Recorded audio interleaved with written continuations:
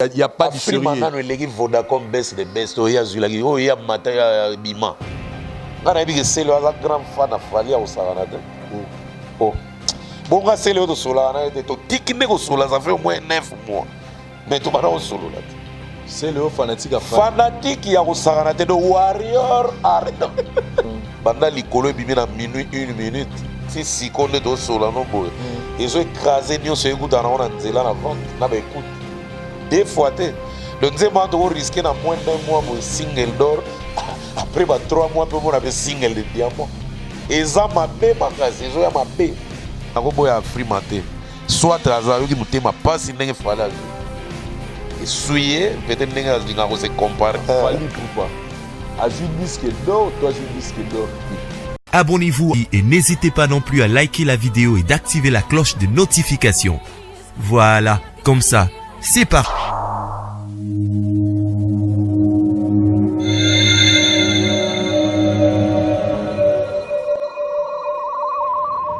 La voix du peuple, oh, la voix du peuple, oh, c'était bien, oh.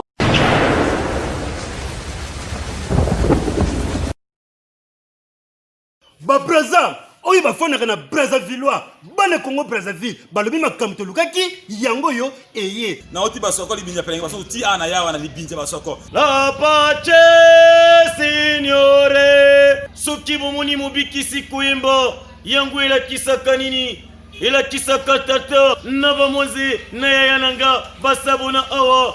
Sika pona kotala bémission ba télé-réalité nyonso etali culture ya Congo Brazzaville s'abonner massivement na C-Star Love News TV. C-Star Love News TV. Chaîne à kotala. C-Star Love News TV. Yango ezali chaîne oyo tata na bamoze na yayananga basabona awa. Ba théâtre ya solo, ba film ya solo, ba gag ya solo, ba théâtre ya solo, ba télé-réalité ya solo, ba ngweso ya solo. Ya yemoko Mama Kumba Star Christella amemeli biso makambasika. Oh, c'est ça Love News TV kati kata kata bao bao bao bao. Oh kata kata bao bao bao bao. Ezali nango eloko ya pasite. Kaka na lisapi oyo yo lembulela kasupu. Kaka na lisapi oyo yo lakisaka baninga okokota nango na YouTube. Esika omoni bakomi na rouge, s'abonner, kobukana te, pusana, yaka malembe, dobika, ozongisima. Ekotikala likonga wana ya mukie, ila yango lokola, mpuku kotele, malembe, dobika, wane la kisi, tango gag ekoti, yoyebi. Gavi de loin, si na s'abonner massivement na C-Star Love News TV. Et bongo yo, ayuna, mame bubaterio. Matimba kamata ayuna.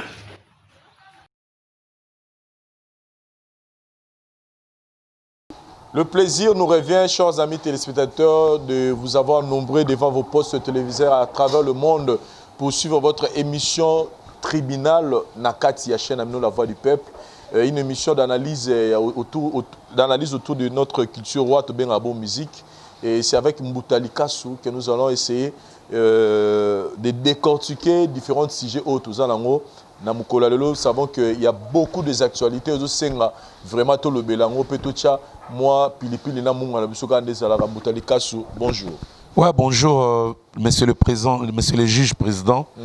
Donc, bonjour, pénab internaute, la voix du peuple. Merci à tout le monde sans cesse. Très bien. Et surtout, merci à Flore Bangou, merci à Marie-Jeanne Bololé, Serge Louyeye, Muntan Vantar. Donc, na ndenge bazo matissa visibilité côté ba théâtre, ba film, na la voix du peuple. Donc, on a ba sœur na biso, bo bango mingi ba na loger ga frites na shawarma. Balinga fufu penate. Voilà. En tout cas, on a pensé que tout le monde te place baza. Mitterrand Champagne, né dans la bourgeoisie, grandi dans la bourgeoisie. Vincent, je suis là. Et puis, na ebi ke ba internaute na biso, surtout bato ba landa biso na voix du peuple, bazo zelato analyser pour moi l'actualité côté Mikolo. Tribunal quand même est important et tu as pas empreinte dans. Collaboration Koffi Olomide, Diamond. Déjà plus de 1 million de vues, n'est-ce pas, sur 24 heures. 1 500 000 presque. 1 500 000, puis na ebi heure barota la biso so et comme combien te, mais on tolo bana heure to tourner. Félicitations aux deux artistes. Batumsu balobi keba na Google Ads. Batu baloba na maoga. Yo kasi balobi aussi la tati to kanga misu. Tokoti na Sergei golobe uzanga te et uzala kaka. Eni son ya pamba et clip kutu te son ya pamba beta million na jour moko. Non mais abi batali monene na Kofina ou na Diamond te batali ka Google Ads. Voilà place aux zongi. Ngatango batu basala ka air mo ba examen wana na mitu. Na kamwa pourquoi ba koma ba sourd to ba aveugle rapidement. Total rapé misala batu basala na mokili ba service rendu.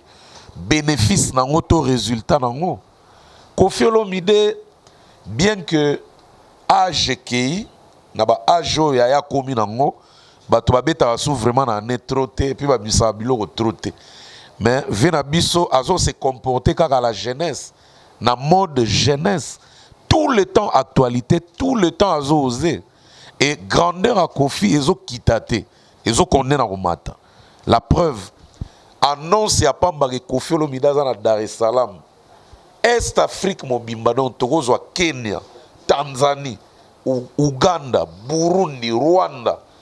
Mais na ba statut na bango ba permite toujours vidéo à Diamond na Koffi. Donc faut total rappeler grandeur à mutu ti tozo juger to me ka réfléchir pe moi muke to juger nani. Koffi Olomide aza de moindre te. Ya sala adam sala ne bien. Flamme na est-ce que écouter na Diamond. Batutu baebi qui est Diamond.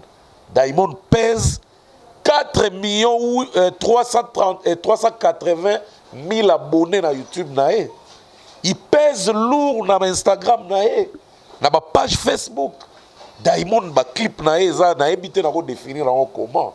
Donc ceux qui ba flamme écoutani entre Diamond na Koffi, to ke musika te. To mona mbalamo ke deux grandes montagnes et Afrique écoutani résultat ni faut bimisa.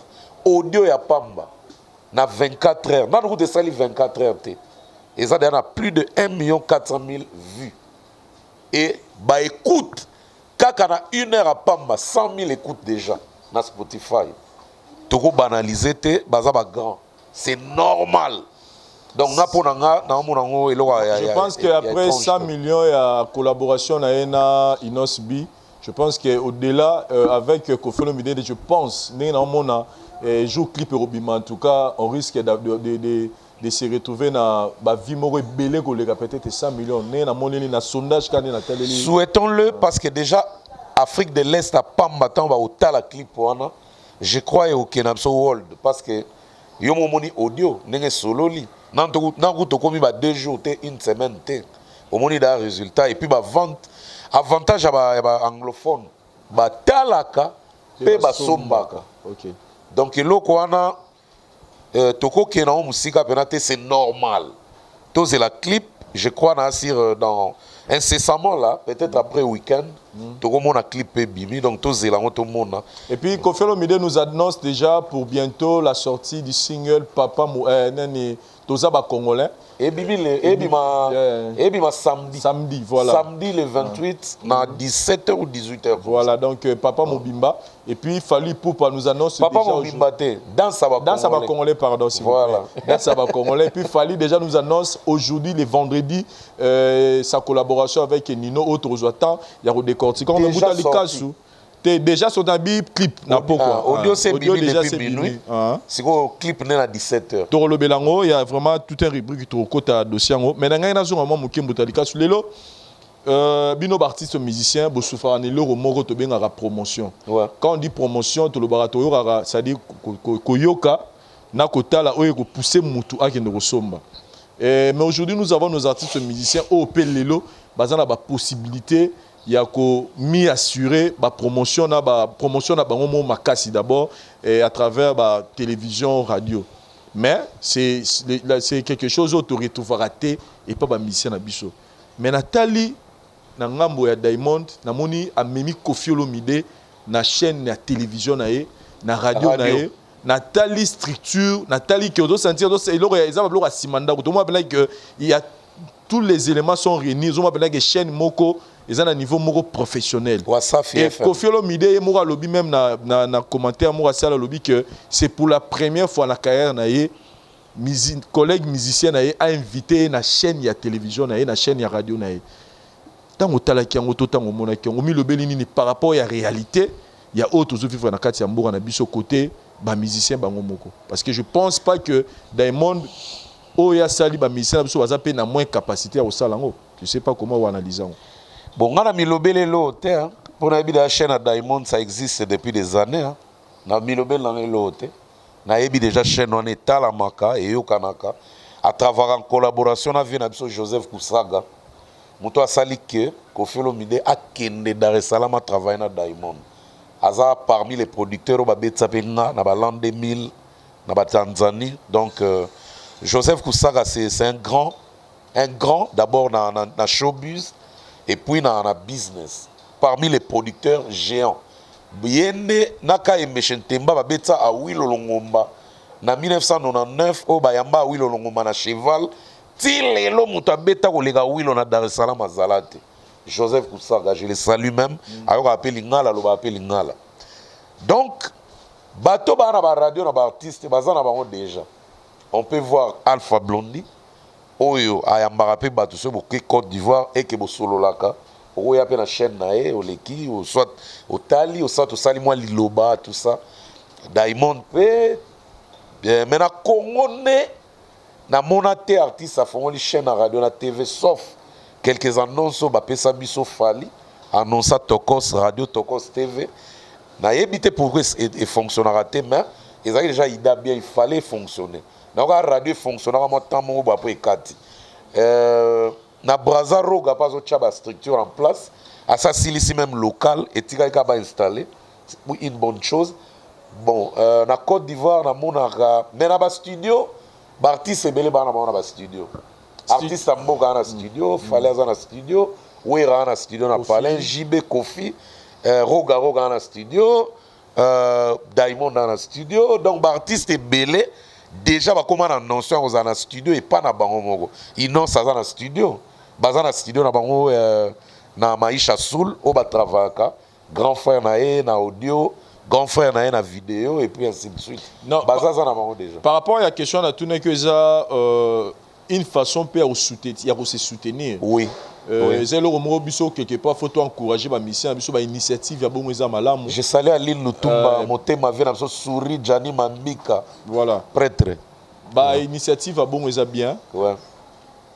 Pour promouvoir l'artiste musicien au lelo parce que bango peut ba yebi pas sur la promotion robi c'est le lelo pour na betominer ba réalité za là. Pour na zonga ce qu'on a question tunagi Vincent.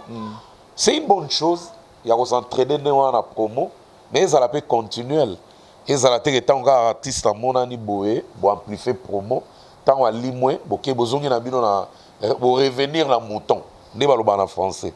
Pour artiste belé oui ba yamba ba ninga na bango bien.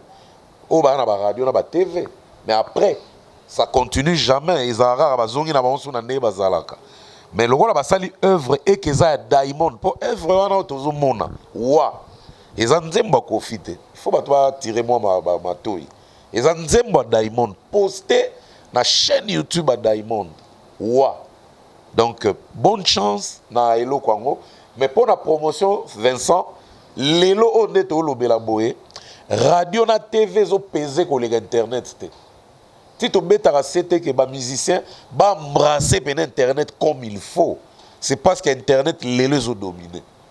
T'as le même exemple simple Vincent ça là ba film à l'époque so sali film né on a tous on a CD hein? Mais les so sali film né on a tous le posté dans la voix du peuple et comme il voit moko oko ki ma monté information t'as la élection aux États-Unis et belé balane on a CNN té balane on a ba chaîne américaine té balane on a internet to yebina Joe Biden n'a gagné et puis to la nango à la loupe donc il faut peut-être commander on est na Congo pour élection au salama to la nango à la loupe à l'internet besoin ba bina ndezo kende voilà donc nakolo ba lelo Vincent internet est un primordial parce que ça sans limite et puis ça donc ça vitesse moko sakanate Kofi déjà Yemoko c'est un grand promoteur ya kombo nae grand marketeur ya kombo na ye déjà na réseaux sociaux. Diamond kutu koloba te donc accro de tant fusion bon salami na ndivite que non radio intel to télévision intel ndeko fula nzembo wana rien que kaka ba marketing na bango moko sur internet et fuli nzembo wana komiti na ba 4 millions 1,4 million vues audio ya pamba et ça influence ya bango de basala na réseaux sociaux donc artiste pose la bien accueilli dans le marché lelo faut aller dans accro internet o mesani sabatu moni yango na sepela na Nono Fuji azolanda lokolo na na bibi c'est lote mais azo kende déjà que batu bandimela et moi mukeka ko sala quelque chose. Très bien Boutali Kassou, voilà. Merci beaucoup. Je pense mais il faut pas aussi négliger plus bien en médias traditionnels, c'est-à-dire en ligne et non en clair. Traditionnel, en clair. Mais ça on va négliger peut-être parce qu'il y a un canal tout moyen. Il y a utilisé pour la promotion surtout biso na RDC et mambo ya internet tango eza batuba ko tango côté musufu ba ko côté musufu ba ko poso ya na vitesse mais biso pe ba ngaba besoin ba biso libana mais au moins moi na munamba ba ko ba ça ko leka na point on a te mutu na mutu nde akoyeba nini akosala na réseaux sociaux pour ala na même vitesse na ba ninga ba na vitesse amakasi mutu nyonso taza appelé a briller na réseaux sociaux. Nangena edoka ke na Kinshasa ya batu belé bana ba chomo même pas ya WhatsApp. Ya ba musu ba téléphone ebelé. Ana téléphone ne même pas na WhatsApp. Ka bato na bana ba WhatsApp te. Ba yebi ndeni ke nino abimisi nzem na fali lelo. Ça dit sur le but de la majorité. Ouais, bien sûr. La majorité du peuple congolais. N'a pas qu'il y a une grande partie à Batou. Bah non, on a difficulté il y a internet sur le téléphone. Bien sûr. Batou belou ba yebata arrose à peine un téléphone en haut. Mais ebi neni ba c'est là en haut. Attention ezara awate même na poto ezana ba mindele belé ba yebi réseaux sociaux. Voilà, mais nous encourageons les réseaux sociaux ezana vitesse makasi mais ne négligeons pas nos médias traditionnels. Voilà, c'est ça. D'autres rôles ba. Na lobité ba négliger. Na lobinde ke ezana pourcentage muke ko que internet les Kiango. Mbuta, likamo nazo comprendre était Fali Poupa. Azu disque d'or, toi azu disque d'or té. Parce que na yoka ki na ba so lobi déjà c'est bon confirmé Fali Poupa disque d'or. Musu ba lobi té azu té bazo kosa. Snap et lobini. Bon, jusque là Snap c'est prononcé parce que Snap ba c'est prononcé lundi. Snap ba randaka public verdict na non disons résultat na bango lundi chaque lundi ba publiera bateau nombre bateau ba teki ya ba exemplaire et puis ba publiera pe bateau ba zuba or ba diamant ba platine Electra Warner bango nde ba producteur a fali nde wana Electra Warner bango nde ba sala qui annonce que Fali Poupa atteindre 50 000 ventes et puis Fnac est un point de vente. Alors, Virgin est un point de vente. Kunape, ba lobby qui a commis à 50 000 ventes. Mais il y a un bangon de certifié à disque d'or. Ok. Ba Warrior ne ba CP na résultat. Et bazo zelasiko Snap est certifié. Et moi, je peux dire quoi? Nako lobanin. Nako confirmer information à l'aveugle té nako zala pe fante mais naza bo moko na publication na moni parce que publication wana mon frère so côté na Fnac au monde appena qu'ils ont confirmé qu'il fallait tegi 50 000 ventes parce que ceux qui m'ont tegi 50 000 ventes ils vont loba d'office na Snap ceux qui pour Snap est un syndicat donc faut pas vérifier. Va vérifier à vendredi, le toi vendredi. Si on va vérifier l'élo, lundi, dès que mon appel qui va publier, Fali Poupa certifié et l'album Tokos certifié disque d'or. Donc jusque là, ils annoncent, mais ils ont officieuse, ils ont et non pardon Balouanine, ils ont officiel pénaté, mais ils ont normal, affiché déjà, producteur a confirmé, a vanté artiste naé, Fnac, va vanter. Distributeur, disons, distribution à Bango, donc loba, ils ont déjà pour, mais confirmation, attendons le lundi. Parce que Snap, dans la culture, il y a une plébiscité, or, diamant ou platine, lundi.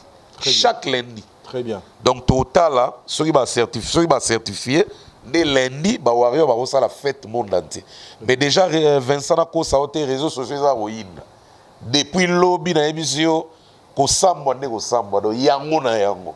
Et puis ça fausse information, t'es attention. Et ça vrai. Sauf que snap c'est quoi ça la musala na. Néanmoins, le babengaï, aïssenga lobby disque d'or ya fali pour pas, il faut pas dédier on a Céléo. Scram. OK. Pourquoi? Parce que ko se moquer à Céléo, les pesa qui peut ba pesa qui ba warrior kanda, ba comme pena déterminer ba la c'est que tous à présent. Donc on est le ko qui sami quelque part faut senga merci na Céléo pour na ba critique tout à ça là, ba ko se moquer tout à ça là. Il y a disque d'or en Vincent. Voilà, tout le monde a bien. Oui, Azana Torte. Vincent, tous amis colo.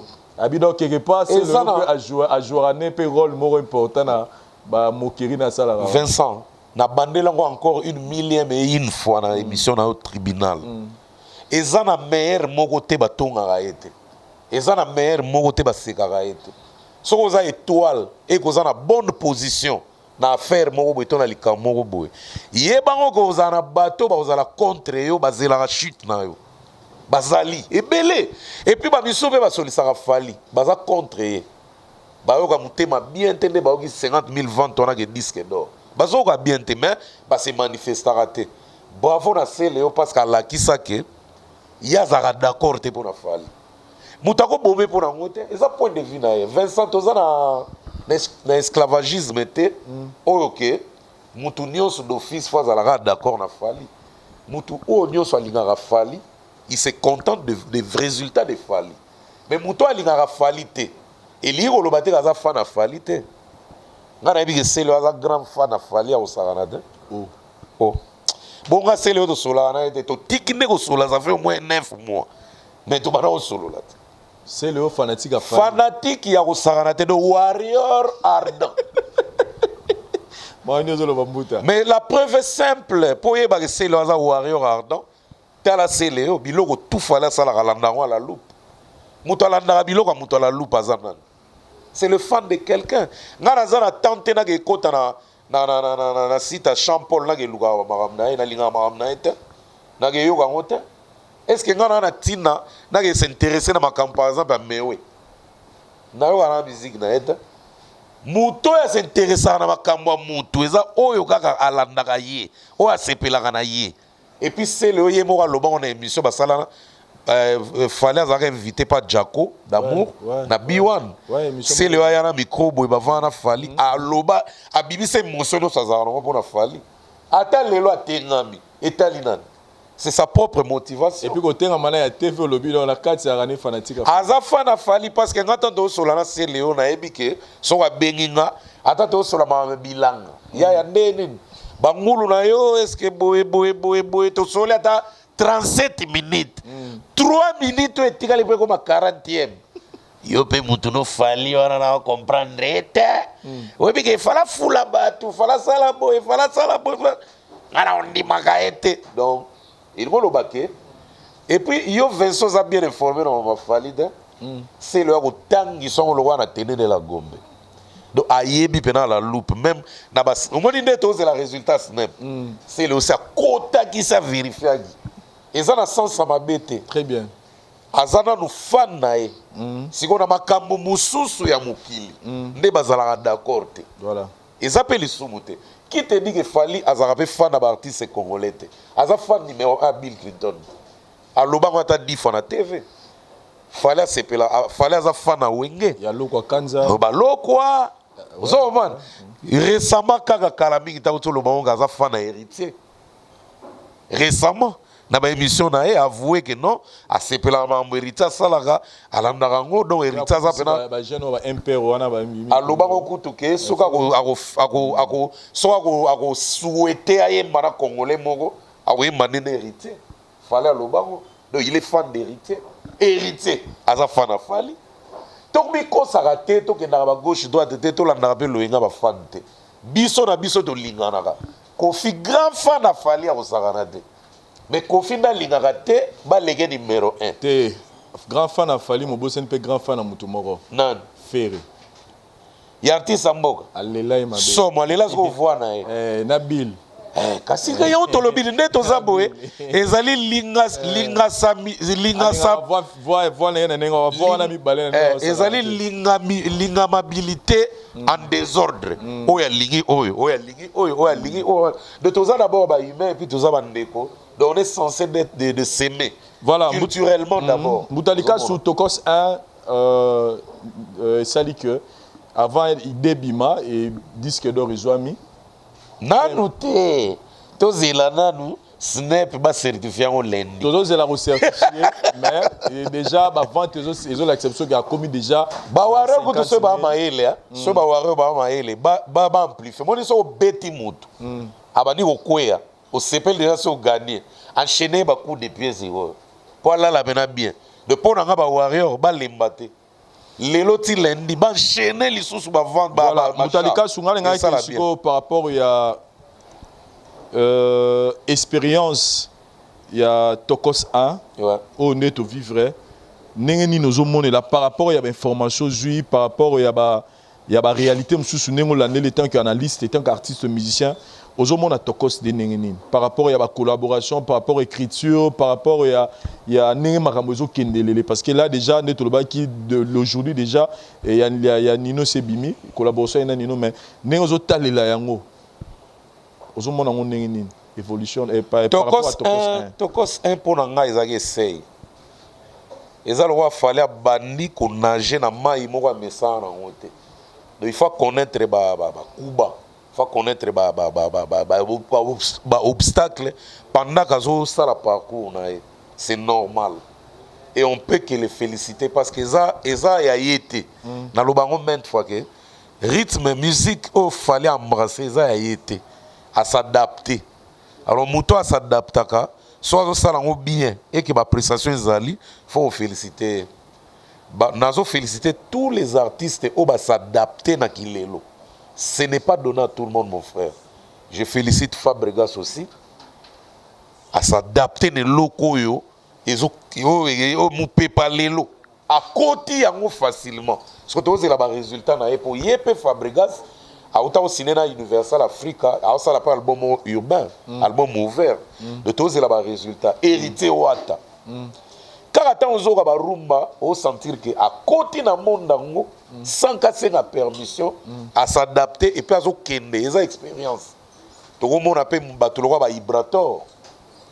tara Ibrator a rumba gospel papa lo ba ka marcha penate pour eza Ibrator lorsque rumba gospel on appelle ça un Kofi olomide on va s'adapter du jour au jour bana sala ba chacho di sorcier donc via kotaka donc artiste nyonso o bazo kota bazo s'adapter bazo s'améliorer pe na réseau kende on ne peut que les féliciter baza ebele bolimbisa ngaso na suki na ba quelqu'un non c'est seulement c'est les exemples seulement que je nous revenons par rapport à Tokos D pour la Tokos D on peut ça une chance parce que ba grosse pointure ba sali déjà ba fit na fali ba grosse pointure on a ba rataka ba disque d'or na ba single d'or au monde na Tokos un bateau ba sali que fallait na ba single d'or eza buba eza yana kamora si ko total na Tokos D aza déjà na Ninio et bimi déjà lelo aza na Bramsito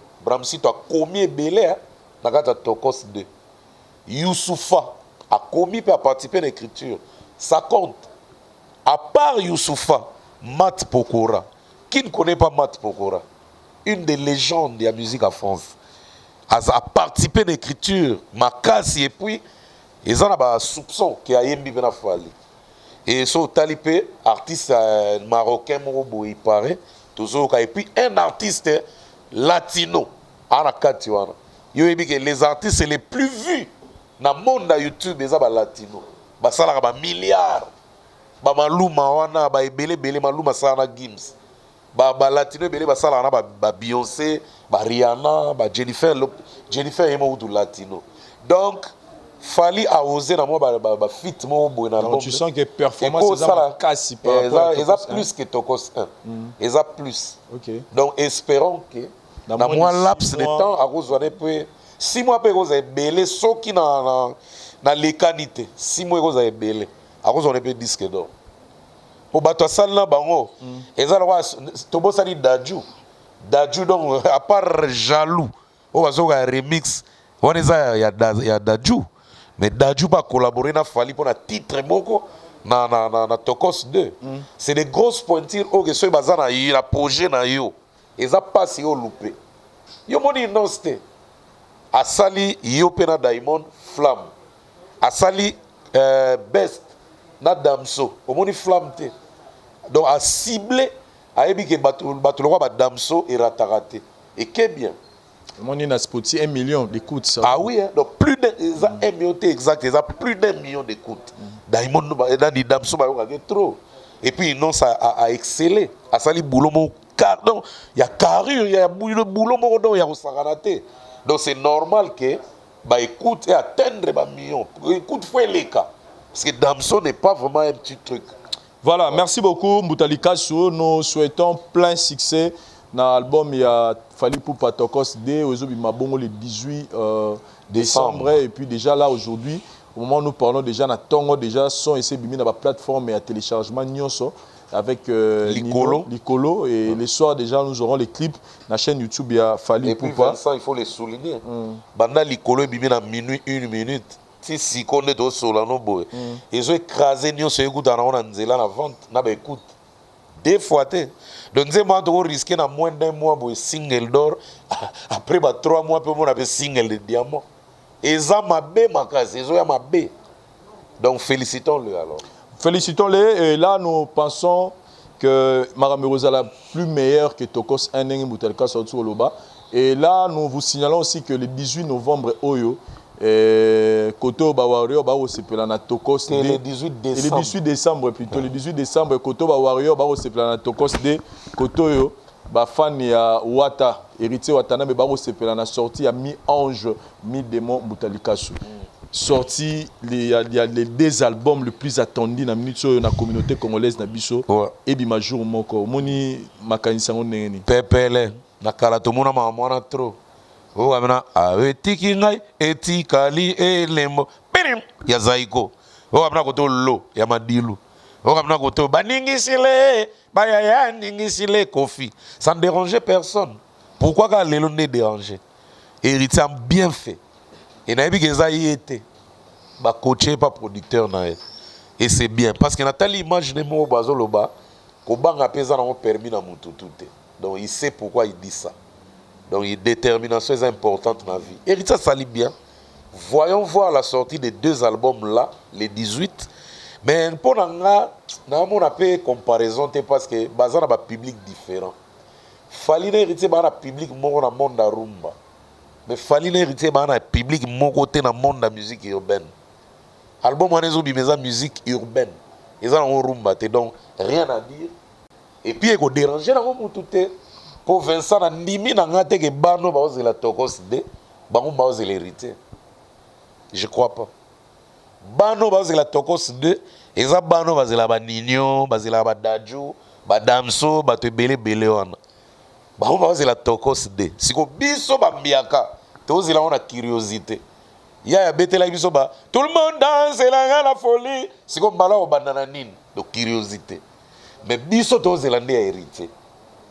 Parce que héritier va devoir souhaiter chiter. Soit ça maman na kanda ya confirmation. Donc on va ngana yonga Mbutalika sona Vincent. Tous il a fallu. On a nimi na ngate ngana to télécharger to yonga na ba streaming on a Tokos D. Ngana yo tous la mi ange mi démon. On a pas na cosité. Bateau to message na biso ya neni. Libanga no yokani. Tous il a besoin héritier. Na ndenga mabete. Ils ont une musique différente. Même les warriors, ils ont l'héritier. Oui, ils ont il fallait commisser héritier à plus de 5 émissions. Après, si passe dans les warriors, ils ont l'album. Mais par rapport, il y a l'album Aliboso, il y a héritier Watanabe, le nom c'était encore quoi? Retirada. Par rapport à Retirada, na album aussi, il faut parler de l'évolution de Toto Bayafali. Qu'est-ce que tu peux dire? Aux sentir album nini par rapport à ya bamaramutu oyoyo, ba base tout oyo héritier watana bache et pour na bonne évolution album. Aux mon album nini avant ebima déjà, comment tu sens? Ngai na zelaki album plus na générique au Bercy Aboagi, au japonais beti, au Bercy Aboagi. Pour ba critiquer héritier mbalebele na ba générique. Mais le fait que Bercy a sauté et que Yemo a décidé, alors la générique, ngai na mutaba générique. Nazo zelagaka, mais choix na ngai ke mai. Mais dans mon album, il a rencontré public moko positif, c'est-à-dire que retirer des agues na moi bitumba trop koto maison mère koto boye koto balobi maintenant senti album oyo d'abord héritier na moni a soukou penanzela na ye aza pepele azu pena bénédiction ba tout ezan album héritier watana be ora mututu ato zelango na motema bofunga po album so bima mo bena mutu zelango pa finga et puis ça li peut bien en bimsa un jour on a fallu parce qu'on se compare seulement à celui qui a déjà plus d'expérience et go permettre pe batu batala regard et lo héritier bibisima na nengeni très bien donc et quoi accrocher de wana au chat date mo ouais il faut to mettre ça na affiche wana mo ne. Ouais, c'est normal, ça dit déjà. Les noms, le titre dit déjà. Mais c'est mal conçu. Ouais, mal conçu. Il fallait pas. On a pas au moins zala même si on ça comme on a pas affiche fait ça bon. Fallait surprendre dans les lots. Fallait graphiste à bouler loin, designer. Fallait qu'il est loin. Mais c'est pas mauvais, c'est bien fait. Peut-être que ça y a monté affiche. Peut-être que ça a biso. Très bien. Peut-être que ça a monté. Et vous avez fait ça. Vous avez Internet, vous avez affiche. On ira checker la page. Ouais, mais des propositions, où ils ont à gauche, droite, au postant en fait. Okay. Mais est-ce que bah y a confirmation à mon sens? On ne sait pas. Donc total n'est aucun. Mais pour nous, positivité zali. Voilà. Faire égaux là, nous fixe rendez-vous demain à même ligne. Boya li susu. Koyoka regarde-moi. Boya koyoka ba chichiwash, ba différentes nzemba gitoko asela no ba troisième doigt. Soyez nombreux et assistez notre artiste musicien Vincent Nakatio. Lobby na même ligne. Impoliment vraiment. Voilà. Artiste à moka générique moiseau bimisa. Vincent, tu as changé de discours. Générique moiseau bimisa. Voilà. Moni qui binda doudou. Moni qui binda doudou kaka doudou qui binda. Azu bena sekwisi longo les formules a poussier. Donc cette fois-ci, tous doivent couleur monsieur sur la générique. Tous ont bataille à robot. Donc artiste Amborana, non, je les salue d'abord et puis plein succès à toi. Merci peu bon regarde moi ça évolue. Ba fananio so oyo ba goloa. Même si vous êtes tranquille, vous êtes un prophète. Vous êtes un prophète. Artiste amboka surprendre mukili me bozwanguna nazo ba date to ndila ko surprendre batu wana ba date wana oye pas la wenge bena ya usaka et ça bien surtout que to zala mo va fête fin de l'année et puis ils n'ont pas préparé somo mais mara date wana le 18 et ça 4 batu ba boka bilo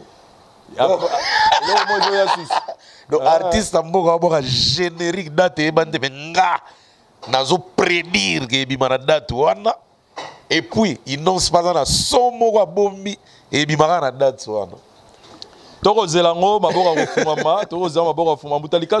Nous allons terminer avec Weranson par rapport à Namoni, fanatique tout au niveau poto. Je serai au Zénith de Challenge et Bandi. Il y a un qui a besoin. Tu vas critiquer Wera trop, il y a un Zénith dans le moment, Corona, oh, couvre-feu. Est-ce que Ako Sala n'est Sala Kala? Est-ce que tu es Wera Kalat? Est-ce que les Wera a lancé date à sa conférence de presse? On a Paris pour nous rassembler la date. Ba fanane ba siliki ba bandi challenge. So côté na Facebook, ton Instagram, au coup t'en as sorti tout. Ba maman, ba si kitoko, ba papa, encore moi si à kitoko. A petit maquillage qui toko a pompé parfum. Azolo babna ngana zana Zénith a wera. Yosko jomo ba libandi net Serge, net Omar, net nga. Olela ko mona ba être vivante qui toko bon ozanga. Donc challenge on est bien. d'encourager les fans de sa maison mère, il y a monde entier, ne bozo sala, et ça li bezo rassurer. Attendez tout le monde en France, Keba, ils ont rassuré que le concert, on est du boom et du tonnerre. Voilà, Moutalika Chouto, total la remise à trophée na Grammy Award au niveau des États-Unis, où on a vu Beyoncé remporter le trophée Belé, mais Rihanna, na soirée, a joué un trophée Moroté. Mais tout le monde ici, comme Moroté, Rihanna, l'équipe, parce qu'il n'y a pas Beyoncé, il y a encore d'autres artistes mission qui présents, on peut jouer un trophée Belé, Kanenge.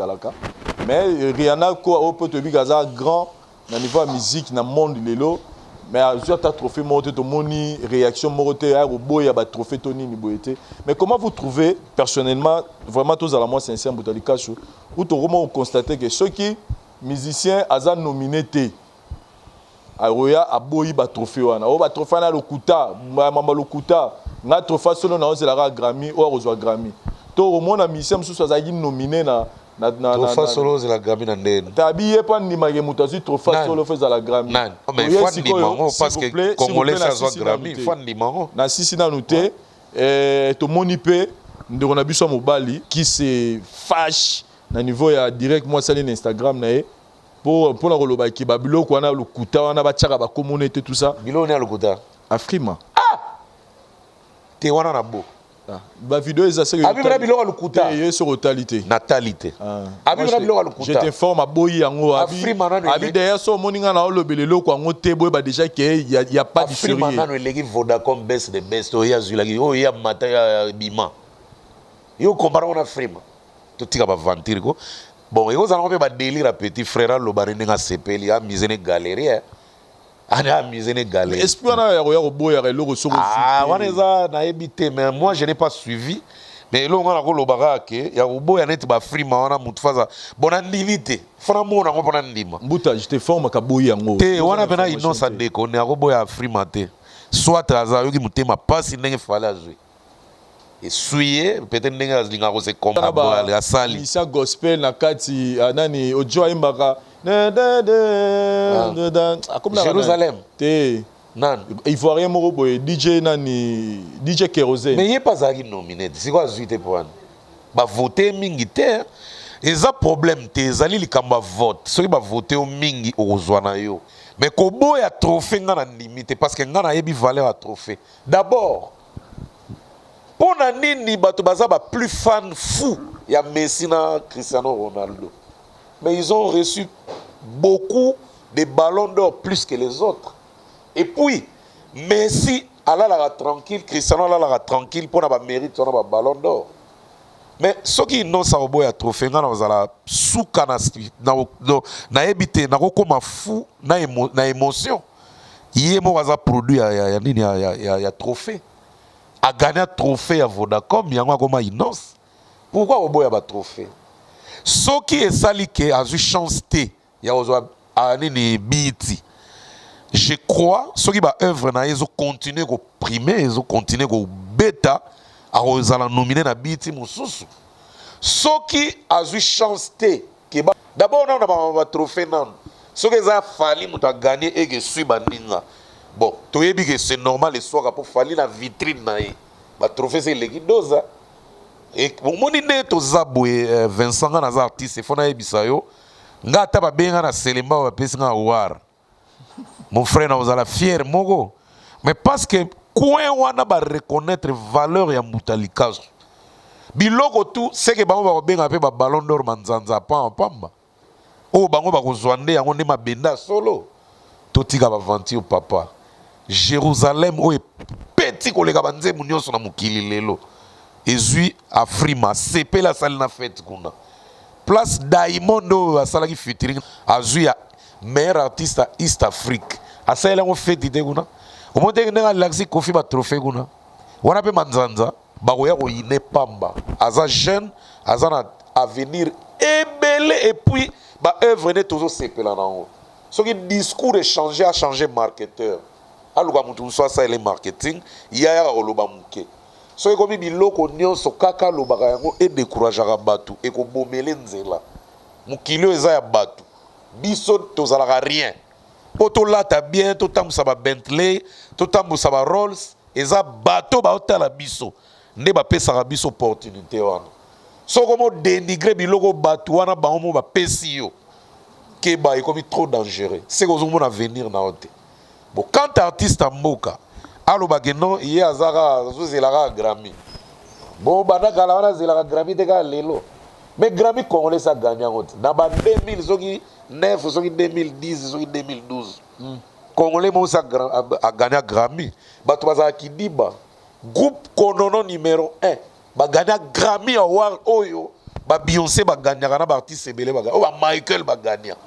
De batika ko ignorer Congo à travers jalousie à mutu moko. Soki tomoni munina remporté betela maboko. Jour na yo petango ko remporter. Mukile ebetelo maboko. Mais soki ozobo ya kaka. Mais artiste mboka zo trophée mo na Cameroun. Alors on peut se rendre ministre on dirait.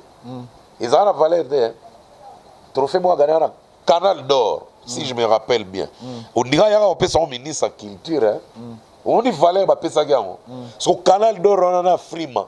Do frima ko zo Canal d'Or ba no betango ba dada ya sima mukongo. Ta afrime ba ndenge mo ndenge mo na ba courant. Kutu pour la information na yo. Quelques membres ya jury afrime za bateau baza ba membre de jury courant. Renseigne-toi. Voilà, merci donc, beaucoup. Donc, batika babilo ko na eza ko inciter public na moi banalité. Merci beaucoup. Merci beaucoup Moutali Kassou. Nous sommes arrivés à la fin de cette émission parce que moi Maramba Osala après ils ont belé Mbuta bao ayo barotala yo et ça la bien toujours. Mitterrand Champagne les champagnards né grandi dans la bourgeoisie. Clarisse Tanga Mouyembi Motema Guilen Antebe Mama Eva Sibel na pesi mbote na José Moulumba le Bougar de Birmingham vena Jean David qui a mbote Moronza Coca-Cola na Bosanite Kelly Kongiston le grand vautour de Katanga et puis Pichun Chassa Maison Solution na Kolwezi. Voilà. Et na pesi mbote na Marie-Jeanne Bololé Ernest Tumba na pesi Flore Bango, Noé Vincent Chiluizi, Napesi Serge Libandi, Bambota trop. Donc merci à tous. Tous les films mususu na la voix du peuple. Ceux qui vont se peler na film on a participé qui, bon commenter, bon pesa ngape ba critique na Vincent Chapé numéro na ba pesa ngata bon ba critique. Émission le numéro non. Merci na sepela. Bon changa mo ba critique. Merci beaucoup Moutali Kassou, merci na Dari Diwantesa pour la prise de vie, espace au restaurant Louchba, village Wakanda, Chaline Utumba, mingi mauvais, celui Jali Mambika, place Eza Bambote Belé, puis na osenga la bande de tout boza à travers le monde, boza la poso somba bilo on a eu à Kinshasa, contactez Bisso, Winestar Cargo et Uta Dubai et Kinshasa, Bobenga Bisso. Je pense au président Kadimamou Kendi, Winestar Cargo va lobby toujours de l'avant. Herman Ngumba, mon ami Gigal, mon ami de Dubaï, pourquoi pas na bande de tout botali Bisso lelo. Et déjà bateau yo pesi bambo tenga pe na bâti ba bambo Obama na pesi mbote Moto Afrique du Sud muta weli libanga Obama tozana na Obama za na Kinshasa Afrique du Sud j'ai tout. Merci Mbuta merci benga j'ai tout fia yeba longo la c'est pour la souki pour la télé non ça va vanter. Merci tout le monde bye bye. Pour bien passer vos séjours à Wanakati à Congo, plus particulièrement à Kinshasa, vous avez besoin d'adresse Moué Kitoko, il y a Naku Kitoko, pour ils répondre à la confort et à la qualité nyoso. Nous sommes tous se souvenir de la Flat Hotel Tenazia, où ils sont situés sur l'avenue Kalemele, BBSA 56, dans la commune de Lingwala.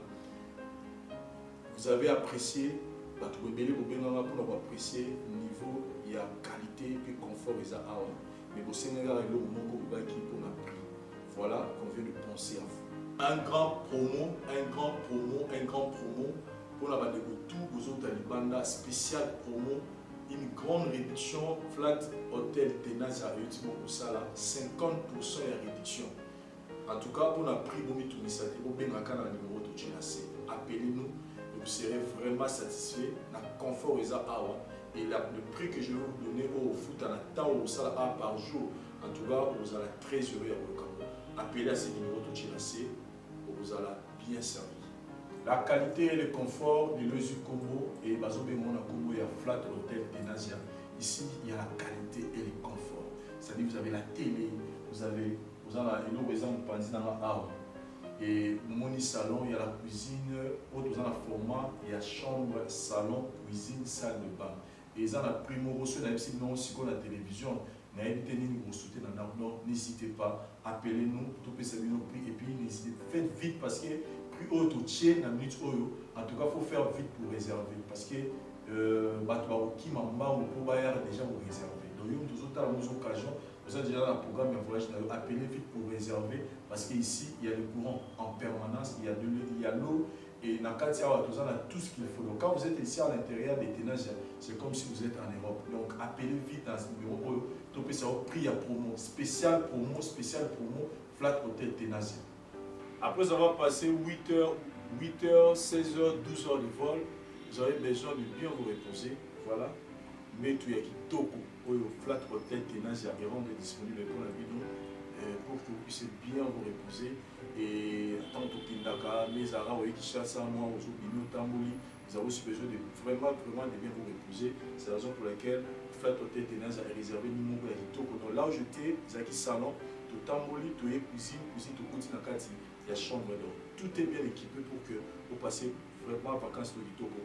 Et le message spécial, tout ça, ils ont promotion, promotion, une réduction à 50%. Pour y plus à 50%, n'hésitez pas, appelez seulement le numéro de Tchinase pour y spécial promo et bandi nega autant la publicité au Lelo. Dis-toi que promotion peut bandir Lelo. Donc on a réduit le prix pour que yo, vous avez besoin de passer un moment bien à Kinshasa. Dans l'hôtel, il y a bien pour y se retrouver. On a pris à mon quai, mais confort et bien. Une précision. Nous avons 3 formats à la Flat Hotel Ténages. Nous avons un format où il y a chambre, cuisine, salle de bain. Dans la chambre, salon, vous avez la cuisine, vous avez la salle de bain, pièce à côté.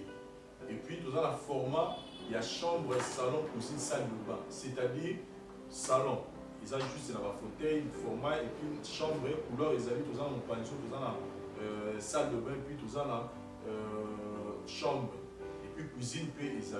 Et puis, troisième format, il y a 3 chambres, salon, cuisine, salle de bain.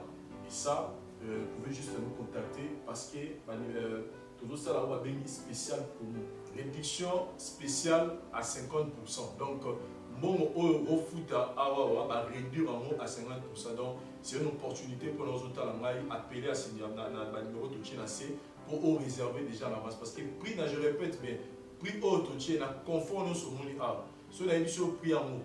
En tout cas, quand vous réservez, donc appelez parce que les chambres sont limitées. Donc, si vous avez un retard, vous avez déjà si vous avez un magistrat, après ça vous avez des détails, et puis vous avez un balcon au place pour vous occuper. Mais déjà à l'intérieur, il y a tout, courant permanent, moto, cuisine équipée.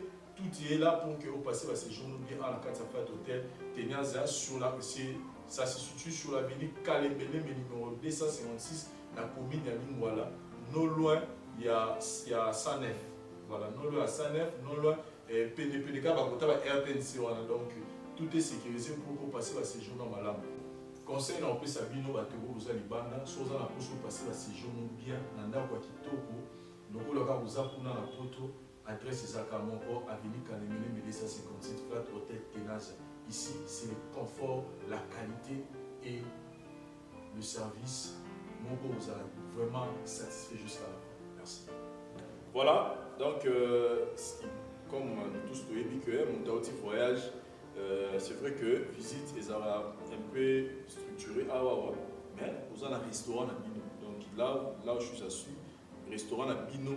Bandeko au Talibanda, vous avez soit vous avez une manifestation, il y a 10 ou 15 personnes, donc l'espace est là, venez exploiter ça. Il y a tout, cuisine congolaise, étrangère, il y a tous les goûts, donc spécial promo, Flat Hotel Ténages, Boya, Obenga Belé, pour vous servir. Merci. Ngai maman Pichu Tonele, naza pharmacienne en formation, nazo œuvre dans le laboratoire CRMDA, où ils allaient centre de recherche et de production de médicaments traditionnels améliorés. Tout est à disposition de bino ba cosmétiques, tout ça l'industrie cosmétique enrichie au collagène, ils ont traité ba tampons, ils ont traité rides, ils ont traité poche, ils ont traité imperfection mingi ya peau. Pour ça, il y a un sérum sous forme de masque. Tous en ici crème réparateur. Ils ont réparé pour ce qu'on a un problème avec acné, boutons, ma palata. Et puis, comme ça, il y a un sérum où ils ont enrichi dans l'acide hyaluronique. Tous en ici gel douche. Tous en grand format, dans petit format, où ils ont mis à paille, ils ont adouci la peau. Tous en ici cheveux. Ils ont collé sa souki, cheveux abîmés, souki ils ont quatre pamba, souki ils ont la teinte, ils ont bombissé ils ont retardé repousse il y a cheveux blancs, pour ça ils ont huile, on a bain d'huile. Tous en a crème, pommade, tous en a savon où ils ont accompagné gamme il y a cosmétique nyonso. Tous en paix na médicaments dans le laboratoire CRMTA, tous en a pommade Diazolex, ils ont pommade antidouleur, ils ont traité toute forme de douleur, même la douleur rhumatismale, ma colorovimba, ils ont traité en haut. Tous en a crème Borex, où ils ont uniquement pour notre papa, ils ont rallongé le système de papa, et puis ils ont agrandi en haut. Tous en a Diazostimule, où ils ont produit ils ont traité différentes formes d'impuissance sexuelle, éjaculation précoce, dysfonctionnement érectile, faiblesse sexuelle en général, et pas ils ont traité frigidité, ils ont sous forme comprimé. Tous en zinginalis, présenté sous deux formes, comprimé à sucer, non suppositoire, où ils ont traité différentes formes d'hémorroïdes internes et externes. Tous en méamycine, où ils ont traité levure. Tout ce qui est MIB, tout ce qui est maladie, kyste, il y a MIB, ils ont traité en haut sous forme de comprimé dans le sirop. Tout ça, la crème méamycine, où ils ont traité tout ce qui est maladie à peau. Genre d'être maladie à PC, mycose, c'est là qu'il y a mibali, surtout, ils ont là, sapatou, maladie, l'auto, méamycine crème, ils ont traité en haut. Tout ça, la allium. Allium, ils ont traité toute forme, il y a hypertension, ils ont normalisé la tension. Ceux qui tension est mataga, à normaliser, ceux qui quittent à normaliser, et ça à partir de aïe. Tout ça, la menga, ils ont produit anti-anémique, bateau connaissera problème et anémie, quelle que soit l'origine, menga, ils ont remonté, ils ont tonifié un peu, ils ont plus de énergie dans les autres. Voilà, ils ont gamme de produits CRMTA, laboratoire où ils ont travaillé essentiellement dans les phytomédicaments, dans les plantes médicinales. Donc, nous avons tous les produits au moment de et ça mis à partir de l'anxiété et de Congo. À part si on a si côté la bino, tous avons des maladies qui sont auto-traitées, la préparation personnalisée. Dans le cas de myome, par exemple, c'est une préparation mon corps pour permettre de réduire la dimension de myome pour faciliter le robota. Tout le monde qui s'est rappeler, voilà, tout traitera en couple. Et contact Nabiso, na Kinshasa, ils ont plus 243 81 83 13 322, plus 243 81 83 13 322. Plus 243 89 89 33 855 et Nalibanda, tous en a plus 1 514 329 12 56 plus 1 438 765 64 73. Voilà les numéros à contact na biso bandeko ba kobenga libanda na ka ba maladie songolo pakala maladie oya ba tene tondante oyo esalaka ke moto abima bafina na mutu to traitaka ngo pe donc pour contacter biso opposer problème na yo to ba plante nini oyo kozwa solution na problème na